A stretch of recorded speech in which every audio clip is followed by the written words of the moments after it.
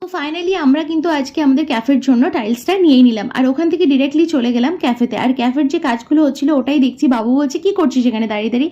ক্যাফেটা যে একটু, একটু করে গড়ে উঠছে এটা দেখতে কিন্তু ভারী মজা লাগছে। তারপরে চলে আসলো আমাদের ওয়াটার ট্যাঙ্ক অ্যান্ড সিঙ্ক। আর তারপরে আমরা চলে গেছিলাম একটু টি ব্রেক নিতে।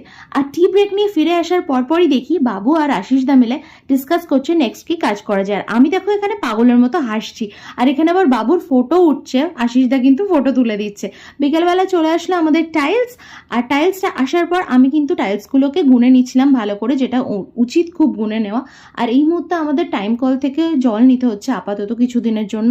তো সেটাই আমি আর বাবু মিলে রিস্টোর করছিলাম, কারণ কালকে ভোরবেলা থেকে কাজ আর ওই টাইমে জল পাওয়া যাবে না, সেই জন্য আমরা রিস্টোর করে রাখছিলাম। আর তারপরে চলে গেছিলাম টমেটোর কিছু খাবার আনার জন্য। ওমা গিয়ে দেখি এখানে একটা পুচকু বসে আছে, ওকে তো অনেক আদর করলাম। তো তোমাদেরকে বলবো যারা তোমরা ওদেরকে বাড়িতে নিয়ে যাচ্ছ, খুব ভালোবাসো ওদেরকে। ওরা কিন্তু মা, বাবা, ভাই